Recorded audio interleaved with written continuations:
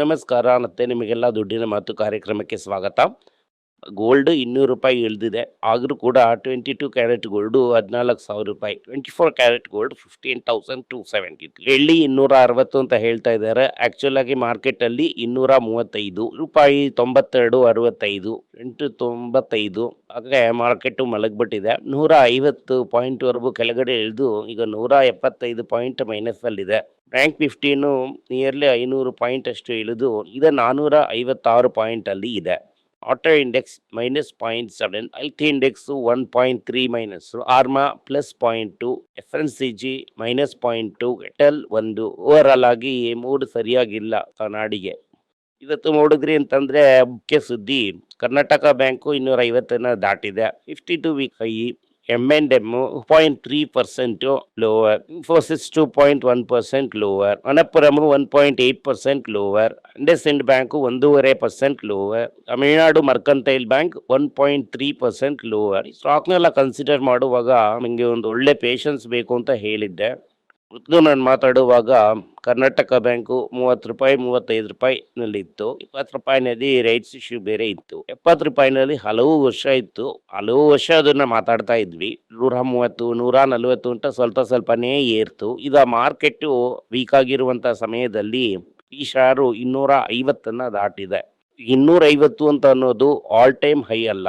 January 2024 ಅಲ್ಲಿ 256ವರೆಗೂ ಹೋಯ್ತು. ಈಗ ಈ 250 ಯಾಕೆ ನಾನು ಹೇಳ್ತಾ ಇದ್ದೀನಿ ಅಂದರೆ, ಮೊದಲು ಕನ್ಸಿಡರ್ ಮಾಡಿದಂಥ ರೇಟಿಂದ ಇವು 7ರಿಂದ 8 ಪಟ್ಟು ಏರಿದೆ. ₹35ಗೆ ನೀವು ಕನ್ಸಿಡರ್ ಮಾಡಿದ್ರಿ ಅಂತಂದರೆ ₹22 ನಿಮಗೆ ತಿರ್ಗಾ ಡಿವಿಡೆಂಟ್ ಆಗಿ ಬಂದಿರುತ್ತೆ. ನಿಮ್ಮ ದುಡ್ಡು ₹13 ಸಿಕ್ಕಾಕೊಂಡಿರುತ್ತೆ. ಇವತ್ತು ಆ ₹13 ₹250 ಆಗಿದೆ. ಒಂದು 6-7 ವರ್ಷ ಮ್ಯಾಕ್ಸಿಮಮ್. ಪೂರ್ವಿ ಟೈಮ್ ಇದ್ದಿದ್ದು ನಂಗೆ ಅಷ್ಟು ನೆನಪಿಲ್ಲ. ನನ್ನ PM ಏನು ಹೇಳ್ತಾರೆ ಅಂತಂದರೆ, ಇದರ ಆ್ಯನ್ಯಲ್ ಕಾಂಪೌಂಡ್ ರೇಟ್ ರಿಟರ್ನ್ 37% ಬರುತ್ತೆ ಅಂತ ಇದ್ದಾರೆ. ನಾನು ನಿಮ್ಗೆ ಏನು ಹೇಳಕ್ಕೆ ಬರ್ತಾ ಇದ್ದೀನಿ ಅಂದರೆ, ಇದು ತುಂಬ ಬೋರ್ ಹೊಡಿಯೋಂಥ ಸ್ಟಾಕು. ಇದು ಏರೋದೇ ಇಲ್ಲ ಅಂತ ನಾವು ಅಂದ್ಕೊಂಡಿದ್ದು. ನಿಧಾನವಾಗಿ ಏರ್ತು, ಸ್ವಲ್ಪನೇ ಏರ್ತು. ಡೀಪ್ ವ್ಯಾಲ್ಯೂ ಬೈನಲ್ಲಿ ಇತ್ತು, ನಾವು ಕನ್ಸಿಡರ್ ಮಾಡಿದ್ವಿ. ಇವತ್ತು ಕೂಡ ಅದು ಬುಕ್ ವ್ಯಾಲ್ಯೂಗೆ ಕಮ್ಮಿಯಾಗೇ ಇದೆ. ಆಗ ಬೇರೆದೆಲ್ಲ 2 ಟೈಮ್ಸ್ ಬುಕ್ ಅದು ಇದು ಅಂತ ಹೋಗುವಾಗ ಇದು ಯಾವತ್ತೋ ಒಂದಿನ ಎಚ್ಚೆತ್ಕೊಂಡು ಬರುತ್ತೆ. ಸೊ ಇದರಿಂದ ನಾವು ಈ ಥರ ತಾಳ್ಮೆಯಿಂದ ಇರೋದಕ್ಕೆ ಕಲ್ತ್ಕೊಂಡ್ಬಿಟ್ವಿ ಅಂತಂದರೆ, ಆಳಿದವನು ಬಾಲಿಯಾನು. ಇಲ್ಲಿ ಇವಾಗ ಏರ್ತಾ ಇಳಿತಾ ಅಂತ ನೋಡ್ತಾ ಇದ್ರಿ ಅಂದರೆ ಅದು ತುಂಬ ಕಷ್ಟ.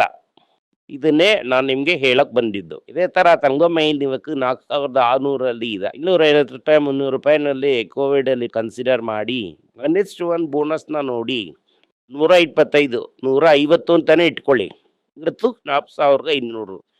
ಸೊ ಈ ಥರ ನಾವು ಕರೆಕ್ಟಾಗಿ ಆರಿಸಿ ಕರೆಕ್ಟಾಗಿ ಮಾಡಿದ್ವಿ ಅಂತಂದರೆ, ತಾಳ್ಮೆಯಿಂದ ಇದ್ವಿ ಅಂತಂದರೆ ಒಳ್ಳೆ ರಿಟರ್ನ್ ಬರುತ್ತೆ.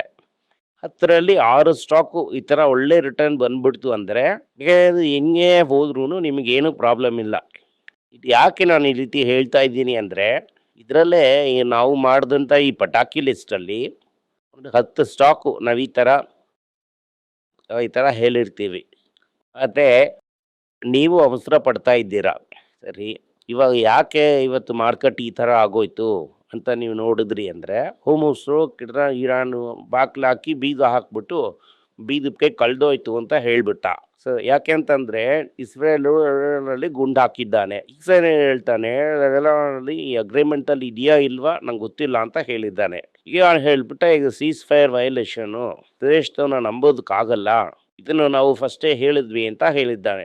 ಈಗ ಟ್ರಂಪ್ ಅದ್ರ ಬಗ್ಗೆ ಮಾತಾಡ್ದಂಗೆ ಟ್ಯಾರಿಫ್ ಬಗ್ಗೆ ಮಾತಾಡ್ತಾ ಇದ್ದಾರೆ. ಅದೇ ಇರಾನ್ಗೆ ವೆಪನ್ ಸಪ್ಲೈ ಮಾಡೋರ್ಗೆ 50% ಅಂತ. ವೆಪನ್ ಸಪ್ಲೈ ಮಾಡುವಂಥದ್ದು ಚೈನಾಗೆ ನೀನು ಎಷ್ಟು ಟ್ಯಾರಿಫ್ ಹಾಕೋದು ಅವನೇನು ಚಿಂತೆ ಮಾಡಲ್ಲ. ಇದರಿಂದ ಟ್ರಂಪ್ ಸೋತ್ವಿ ಅನ್ನೋದನ್ನ ಒಪ್ಕೊಂಡಿದ್ದಾರೆ. ಟ್ರಂಪ್ನ ನೋಡಿ ಭಯ ಪಡೋದು ಒಂದೇ ದೇಶನೇ, ಯಾವುದು ಅಂತ ನಿಮಗೂ ಗೊತ್ತು. ಸೊ RBI ಏನು ಹೇಳ್ತಾ ಇದ್ದಾರೆ, ನಮ್ಮ ಮೇಲೆ ಪ್ರೆಷರ್ ಇದೆಪ್ಪ, ಇನ್ಫ್ಲೇಷನ್ ಇದೆ ಏನಂತ ನಾವೀಗ ಕರ್ಪೂರದ ಮೇಲೆ ಸತ್ಯ ಮಾಡಬೇಕಾಗತ್ತೆ. ಹಾಗೆ ಇನ್ಫ್ಲೇಷನ್ ಎಸ್ಟಿಮೇಟ್ ಏರುತ್ತೆ ಹೇಳಿದ್ದಾರೆ.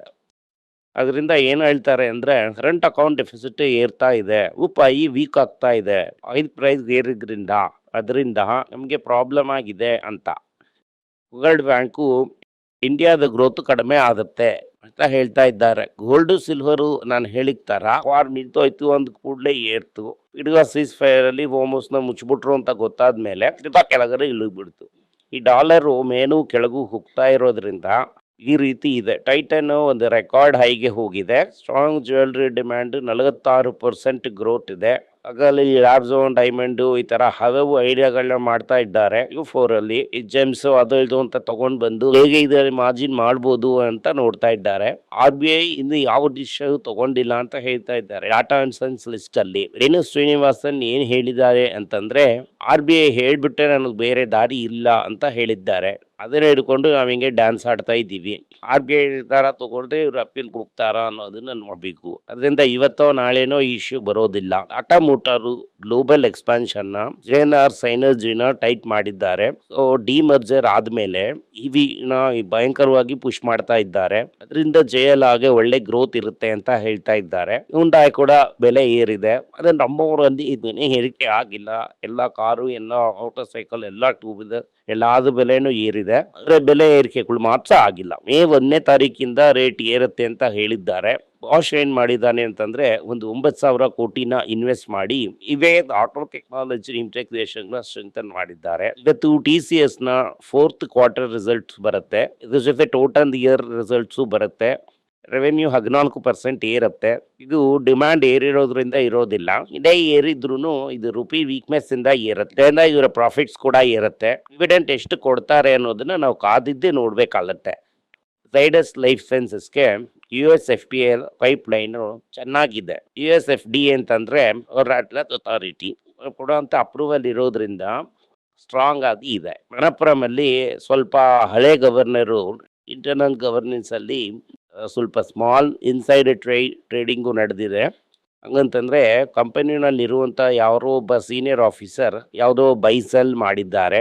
ಮಿತ್ಸುಬಿಷಿ ಫೈನಾನ್ಸ್ ಗ್ರೂಪು 40,000 ಕೋಟಿ ಶ್ರೀರಾಮ್ ಫೈನಾನ್ಸ್ ಅಲ್ಲಿ ಹಾಕಿದ್ದು ಅವರ ಗ್ರೋತು ಏರಿದೆ.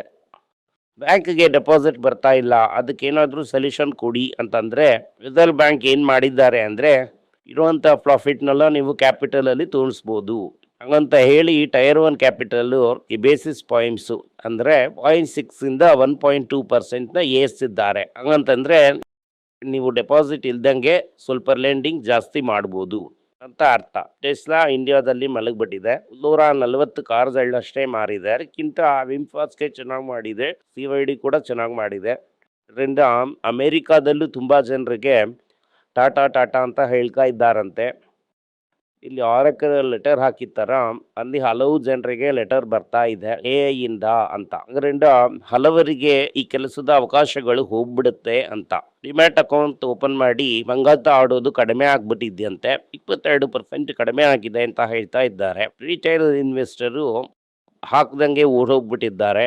ದುಡ್ಡು ಎತ್ಕೊಂಡು ಓಡೋಗ್ಬಿಟ್ರು, ಮತ್ತೆ ದುಡ್ಡು ಹಾಕೋದಕ್ಕೆ ಬರಲ್ಲ ಅಂತಿದ್ದಾರೆ. ಇರೋರೇನೆ ದುಡ್ಡನ್ನ ಹಾಕ್ತಾ ಇದ್ದಾರೆ ಅಂತ ಹೇಳ್ತಾ ಇದ್ದಾರೆ. ಅಂದ್ರೆ ಈಗ ಓವರ್ ಆಲ್ ಆಗಿ ಮಾರ್ಕೆಟ್ ಯಾವ್ದಕ್ಕೆ ಕಾಯ್ತಾ ಇದೆ ಅಂತಂದ್ರೆ ಟ್ರಂಪು ಇರಾನು ಏನ್ ಮಾಡ್ತಾರೆ ಅಂತ. ಬೋನಸ್ನ ಹಾಕಿ ಬೀಗ ಹಾಕಿ ಇಟ್ಬಿಟ್ರು, ಬೀಗದ ಕೈ ಕಾಣದೆ ಹೊರಟೋಯ್ತು ಅಂತ ಇಟ್ಕೊಳ್ಳಿ.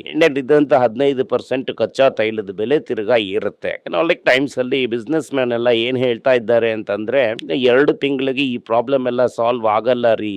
ಈಗ ತೆಗೆದು ಬಿಟ್ಟು ಫ್ರೀಯಾಗಿ ಹಡಗುಗಳು ಹೋದ್ರು ಕೂಡ 2 ತಿಂಗಳಾಗತ್ತೆ ಈ LPG ಪ್ರಾಬ್ಲಮ್ಮು ಇದೆಲ್ಲ ಸಾಲ್ವ್ ಆಗೋದಕ್ಕೆ. ನಮ್ಮ ಇನ್ಪುಟ್ ಕಾಸ್ಟ್ ಎಲ್ಲ 15% ಗಿಂತ ಮೇಲೆ ಏರಿದೆ.